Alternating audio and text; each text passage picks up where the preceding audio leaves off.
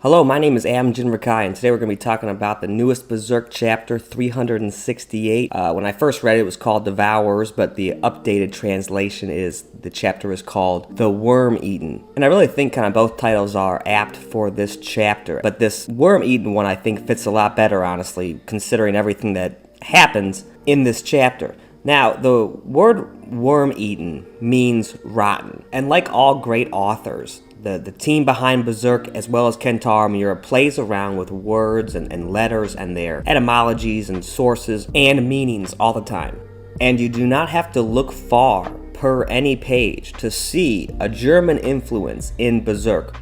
So let's look at the German meaning for the word rotten, and we actually get meaning to be to form into a gang, to rout, to squad, which are all present in this chapter with these little shadow demon things overtaking the land. But its second meaning in German was an alternative form of roden, which meant to clear woods or to make arable. So basically clearing out this last spiritual access tree thing and kind of, destroying the last stronghold of the elves, I think is very present in this chapter. And just to kind of hammer in these word meaning things with Berserk, that haben word that the rotten German meaning stems from, haben means to have, to take, to possess, to own, to reclaim, which is basically what Griffith seems to be doing, at least I think in his mind in this chapter with Casca. In his mind, I believe he is reclaiming perhaps, his greatest general in some form, which we will get to at the end of this video. But just kind of playing around with trying to show, kind of how much these mangaka play with words just as much as, English authors and stuff like that. And language is really no barrier when it comes to, letters and words. You can translate words and play around with meanings, as easily as flipping pages in a dictionary or searching on Google. And then that worm-eaten title for the chapter also kind of makes me think of stealing fruit and like forbidden fruit and temptation and all that kind of eating and stuff, and really stealing like the innocence of a flower or something like that, which I think kind of this whole chapter relates to sexual assault. So just kind of a content warning, I guess. I'm not going to be getting too graphic or anything like that, but just I think this chapter, every single page seems to touch on some sort of assault, and it starts on the very first page. It's the dolphin who ought to be ashamed of himself. It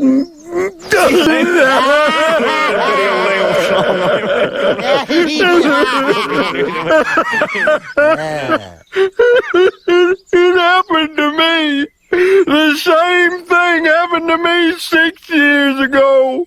And 4 years ago. Not only is the corner of this cavern that Guts has fallen into very reminiscent of a girl's personal parts, but the top picture with Guts kind of pulling himself up off the ground, I'm not going to show the panels here, but really reminded me of kind of Casca's positioning after the sexual violence that she endured from Griffith during the eclipse, and the last image that Guts saw with his right eye before it was punctured, and also Guts' assault by Gambino. This sort of reminded me of his kind of the positioning of Guts when he was struggling to resist that sexual assault. You were serious about that? And I think kind of playing off those same themes is the other half of this chapter. I would say like the opposite side of this chapter's coin is kind of that age-old trope of protecting and saving the woman type thing, and every single male character in this chapter actually seems to be attempting to, or trying to, or in the middle of, or process of protecting a damsel in distress or trying to save a damsel in distress. And I think it's all a red herring, which I'll get to at the end of this video when I go into the predictions for the next chapter, which according to the last page of chapter 368 will be out at least around September 9th. And cutting back to this chapter, I think that the entire thing is symbolically representing kind of sexual assault and experiencing sexual violence in a very abstract way, I think, is, I believe, a very valid interpretation of this chapter of Berserk.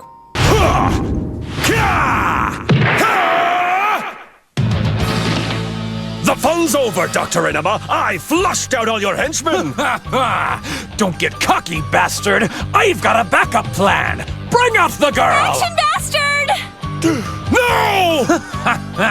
As long as I have your little sidekick in my clutches, you are helpless. And sticking along the same lines of, you know, kind of man protecting woman type of old-fashioned kind of tropes and relationship type plot points or whatever. I mean, we are getting, you know, the damsel stolen here, taken to the evil overlord's castle with Casca and Griffith and everything. But I think every single kind of interaction in this chapter relates back to that. And we cut to Isidro kind of putting on a brave face and trying to protect Isma and at least, you know, kind of portraying the brave knight archetype, saving the damsel in distress type of thing. Essentially, every page in this chapter deals in some form with a character saving or attempting to protect their love interest, or maybe in Griffith's case, reclaim or reconquer what he believes is his, but we'll touch on that at the end of the chapter. But speaking of characters who might have ulterior motives, Skull Knight shows up. I like this little dialogue clue from Isma about, oh, he's an ally of justice when Skull Knight first shows up, probably, and I really have been kind of rereading stuff and wondering, to say the very least, wondering exactly who sends Skull Knight and who exactly he serves.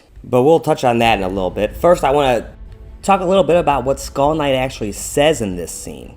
He mentions that there's a flaring light that illuminates this land and that it has kind of cleaved the land apart, driving a wedge into it, which has made all of these spirits underneath the ground rise up. And the way he talks about these spirits is he says that they're the very foundations of Elfhelm. Keep getting all these shots of the moon and the moonlight connecting and touching onto this Elfhelm island. Considering that Griffith right now is inhabiting the body of the Moonlight Boy, and I really wonder how much this is all part of the Moonlight Boy's plans, okay? And I say that because as much as we know about Skull Knight, literally everything he's done has been in some use to the God Hand, even saving Guts, I believe. And then Skull Knight talks about how the entire island of Elfhelm is essentially held up by these gooey, slimy swimmer spirit shadow things. In the other translation that I read, Skull Knight even refers to them as the true lords of the island. And all of this underneath stuff I really think relates to the idea that maybe this entire place is like the roots of a sort of pseudo-spiritual tree access point.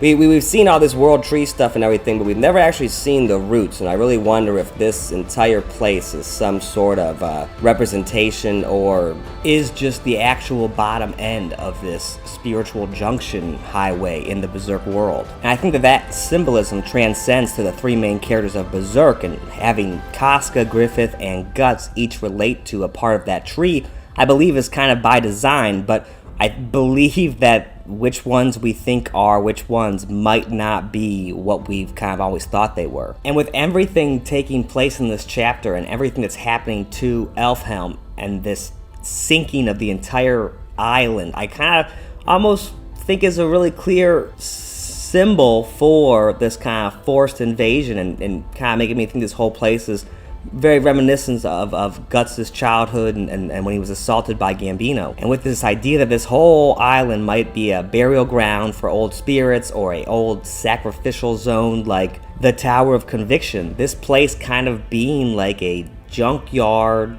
waste bin type thing for bodies and maybe malevolent spirits in the Berserk world is all just kind of pointing to me that this place is kind of like a toilet, and this place is a dumping ground of the last remnants of the magical world. And I think that kind of figuratively and literally, Griffith is kind of flushing this place down the toilet. As long as I have your little sidekick in my clutches, you are helpless. And she's not going anywhere. Once she's clinched in my enema ray. It's all my fault! I asked for it by wearing a skirt! The bastard always gets the girl! Action, bastard! Bastard belt!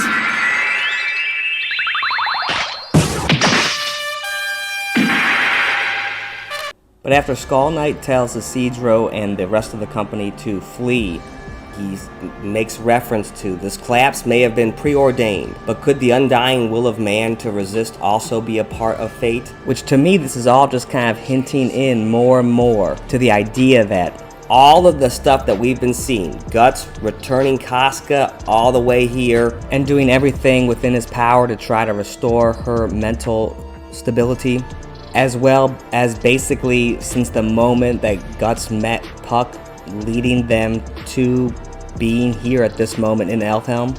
That all of it is just ultimately part of the God Hand's plan in some form.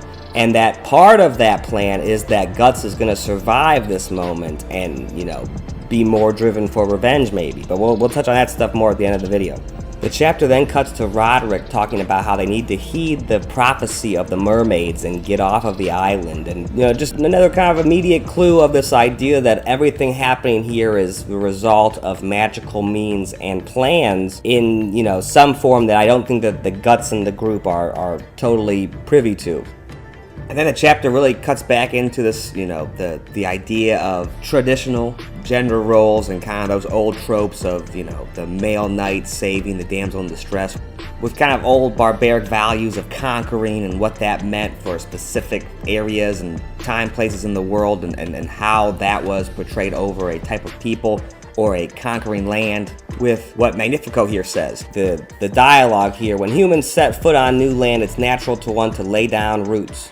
And I really believe that's kind of just hinting at this whole chapter, this kind of archaic viewing of, you know, like the wildlings in Game of Thrones or stuff like that, where, oh, we conquer, we steal the women, we rape and pillage, we do all that stuff, and that's how man takes over a new territory, is by, you know, taking over the land, the trees, and then also taking over the women. And luckily, Roderick knocks out Magnifico when he's saying all this stuff. But I actually do kind of hope that this is a sign that maybe next chapter, Sharik and Farnese and the women that we haven't seen and they've kind of disappeared since Griffith took Casca, or at least approached Casca, I'm really hoping that they might show back up and they're actually the reason how the group survives this entire Elfhelm situation. But I think for right now in this chapter, all of these objects of desire can kind of revolve right now in this chapter symbolically around women. And all of the men, you know, we're seeing what they're trying to do, whether trying to protect it, rescue, whatever. I really kind of think even this stuff is tying back into what Skull Knight was saying here with this whole, the need of man to resist. Maybe the need of man is included in this need to conquer and procreate and whatever kind of barbarian caveman type stuff that ultimately human beings have needed to survive as long as we have on the planet.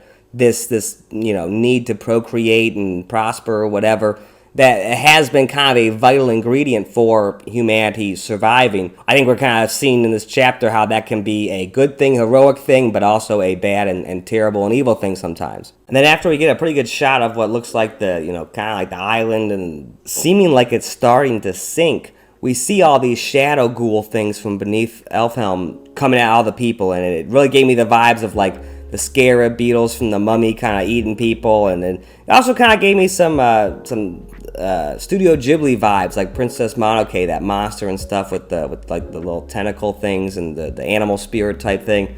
I really got the same, especially with all the elf stuff, making me think that this was some sort of a forest spirit entity or some extension of that, like decaying. And then I really wonder if this is kind of a flaming Chekov's gun here with this torch falling down in the background, and if maybe that will be used to start some sort of a magical fire or be the catalyst that someone maybe uses to use fire to save Guts and company, or if this may be a hint to something bad happening to Farnese and the group, and this fire kind of going uncontrollable, but ultimately kind of resulting in a Flora situation, but with maybe one of the members of Guts's group kind of fitting that role and making that sacrifice. But I really am wondering if this fire that's fallen here, where Roderick's kind of thinking about his new flame and his romantic flame, if this is going to come back into play in some form between Farnese and Roderick, and what might be immediately about to happen in the future of their relationship,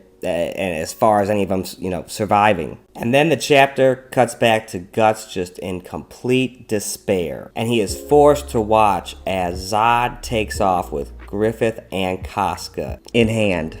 And considering all the other symbolism we've already gone over with sexual assault and kind of sexual violence, I do believe that Griffith's hand placement in this chapter and at the end of the last chapter over Casca's right breast is an exact replication of kind of where his hand placements were during his sexual violence against Casca in the eclipse. And I do think that this is all supposed to be a symbolic re-representation of that. And at the very least, I do believe it is being implemented here by Griffith to further fuck with Guts' head. And then cutting back to all the stuff we were talking about between the foliage of a tree, the trunk, and then the actual tree roots. When Zod takes off, Guts is directly in shot of the roots of a tree. And then I think that this kind of ties into the next page of this feeling of it being incomplete and having your roots ripped away from you and your trunk ripped away from you if you're a tree.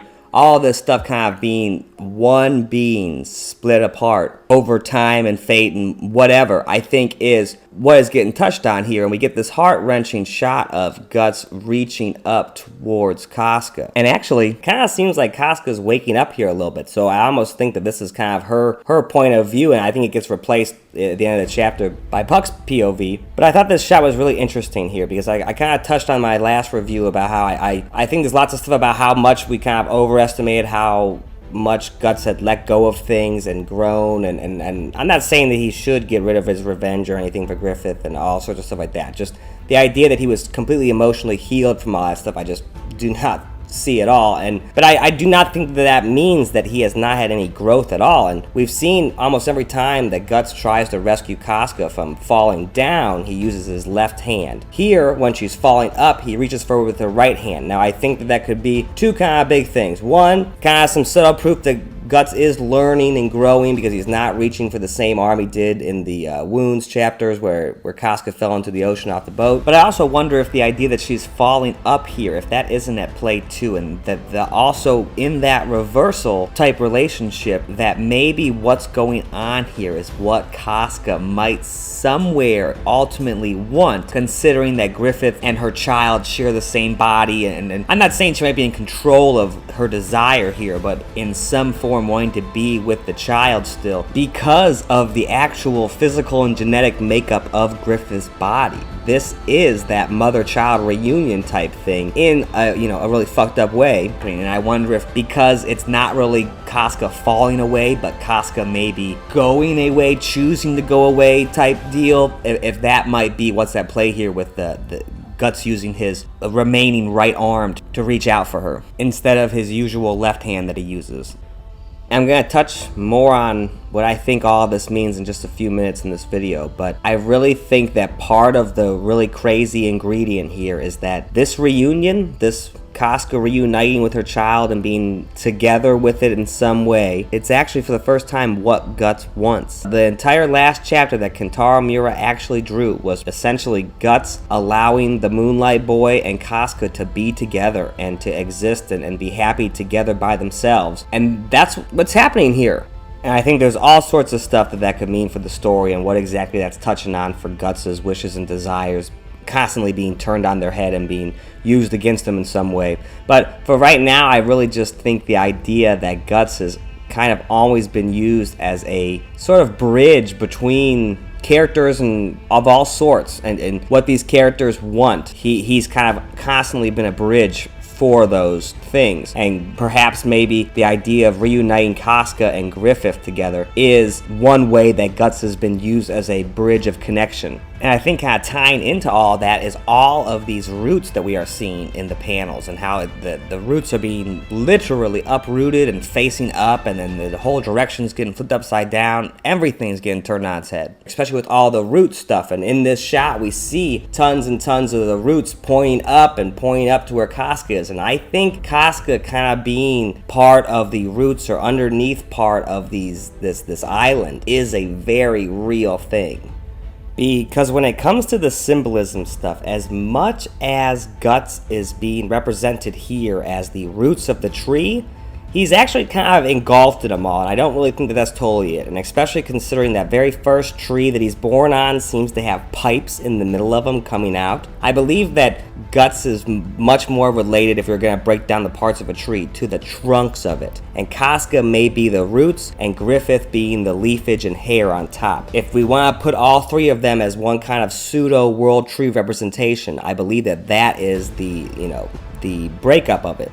And with that in mind, and Guts kind of being this connecting bridge between two separate points, essentially being himself an access point between realms, which is also what the Bailet is, a thing that opens up a portal between realms and worlds, it really makes me question if all of the things that have happened since the eclipse, if everything that has transpired in the Berserk story and that Guts has done since Casca was impregnated, re-impregnated, whatever, by Griffith during the eclipse, if everything that Guts and company have done since then was just all in order for Griffith to get his woman back in a way that she would be usable to him again. And I know that's super fucked up. That is like super fucked up, but I really am wondering if on one hand this wasn't all just a play by Griffith to get his top war general back, essentially, and kind of disregarding any sort of emotions that might be spurred on by the Moonlight Boy and being the child of Casca and Guts. I wonder if on some hand here, the space in this entity that is occupied by Griffith's psyche and Griffith's wants and desires is after Casca here for something like that, and that pretty much since the eclipse and since she was mentally just destroyed, he kind of basically maybe in some crazy realm of causality sent Guts on this mission to get her and her mental state back to a, you know, a place where he can reuse her, and something along those kind of lines I think might be one part of what's happened the entire story. And when it comes to Griffith, I really wonder if, since Casca can never be his physical mate, but Griffith always seems to rely on her and use her, I believe that maybe part of this whole thing, and that's why I said earlier with Skull Knight kind of doing things the God Hand want, whether he knows it or not, the results are, you know, what they want to have happen. I really wonder if all of this, you know, basically field trip to Elfhelm was to get Casca's psyche back to a place where she could be Griffith's dog again. In a military sense, but obviously in a much more sinister sense here with Griffith and all that stuff. But to get Casca mentally back to a point where Griffith can just continue to use her to whatever means he has planned. And even if that's just used as protection or as not a weakness or whatever, I really, really wonder what this could mean. But I think there's lots of stuff going on with that I will definitely touch on in future videos, because I think it's, you know, literally the entire endgame of the story. And the chapter ends on Puck above Elfhelm, watching it descend into darkness, sinking into the abyss. And as I mentioned earlier, with Casca's eyes sort of looking like they were opening up while she was getting taken off with Zod and Griffith, I really feel like this is kind of the same exact point of view that Casca has right now in the air, is just this entire place where maybe she had regained some semblance of happiness and normalcy, and all of that is just sinking and crushing and falling into the despair of the ocean. And I am really